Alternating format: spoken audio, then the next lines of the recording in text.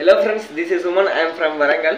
So friends, ఈ వీడియోలో వచ్చేసి నరేంద్ర మోదీ గారి 17వ విడత అంటే నరేంద్ర మోదీ అని చెప్పొచ్చు. సో పిఎం కిసాన్ యోజన అని చెప్పేసి ఉంది కదా. సో ఆ స్కీమ్ అనేది నేరుగా ఇదివరకు అయితే 2000 అయితే పడేది.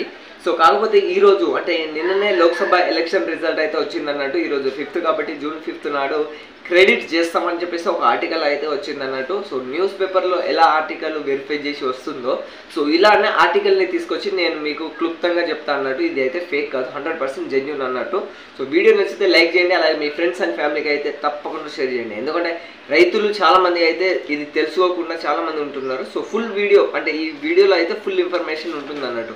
ఆ 6000 ఎలా పొందాలి, ఒకవేళ ఇదివరకు మీకు పిఎం కిసాన్ ఆగి ఉంటే ఏం చేయాలి, ఒకవేళ రాకపోతే కొత్తగా రిజిస్ట్రేషన్ చేసుకుంటే ఏమవుతుందో ఈ వీడియో చూస్తే మీకు క్లారిటీగా అయిపోతుంది. సో సబ్స్క్రైబ్ చేయకుండా అయితే మిస్ చేయకండి. So let's go to video. Election తర్వాత అయితే రైతులకు డబుల్ శుభవార్త అని చెప్పొచ్చు. పిఎం కిసాన్ ఇదివరకు 2000 వచ్చేది, ఇప్పుడు డైరెక్ట్గా 6000 అయితే జమ అవుతుందని చెప్పొచ్చు. సో ఆ ఆర్టికల్ గురించి ఇప్పుడు ఈ వీడియోలో క్లుప్తంగా తెలుసుకోవచ్చు అని చెప్పొచ్చు. సో ఫస్ట్ పాయింట్ వచ్చేసి 17వ విడత పిఎం కిసాన్ డబ్బులు అయితే ఎవరైతే ఎదురు చూస్తున్నారో సో వారికి అయితే శుభవార్త అని చెప్పొచ్చు. సో ఈసారి అకౌంట్లోకి నేరుగా 6000 అయితే క్రెడిట్ అవుతుందని చెప్పొచ్చు.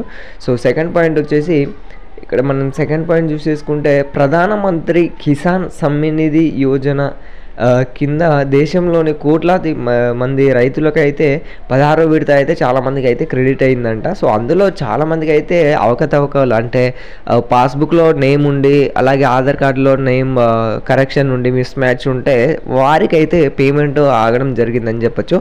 అదేవిధంగా అది ఎలా క్లియర్ చేసుకోవాలంటే కేవైసీ ద్వారానో లేకపోతే మీ అందుబాటులో దగ్గరలో ఎవరైతే ఏఈఓ గారు ఉంటారో సంబంధించిన అధికారి సో వారికి కాంటాక్ట్ అయ్యి ఆ డాక్యుమెంట్స్ సంబంధించిన డాక్యుమెంట్స్ చూపేస్తే వారు వెరిఫై చేసేసి మీకు ఆ ప్రీవియస్లీ ఎన్ని ఇన్స్టాల్మెంట్ పేమెంట్ ఆగాయో సో ఆ పేమెంట్ అంతా మీకు జమ చేయడం జరుగుతుందని చెప్పచ్చు. సో అది ఎప్పుడు జమ అవుతుందంటే 17 ఇన్స్టాల్మెంట్ ఎప్పుడు అవుతుందో సో అప్పుడు వరకు అయితే మీ పేమెంట్ అంతా హోల్డ్లో పెట్టేస్తారు, ఎందుకంటే వెరిఫై చేసిన తర్వాతనే మీకు ఇచ్చేస్తారని చెప్పచ్చు.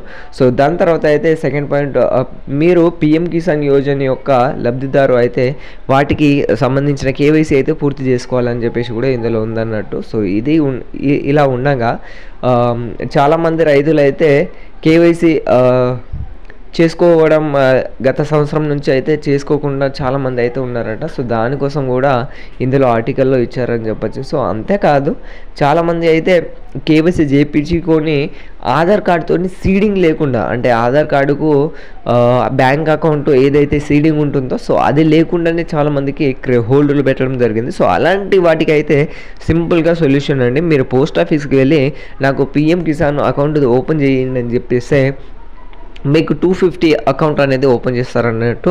సో ఆ 250 రూపీస్ మీ అకౌంట్లోనే క్రెడిట్ చేస్తారు. సో అది చేయించుకుంటే మీకు అమౌంట్ క్రెడిట్ అయిపోతుంది. Thank you.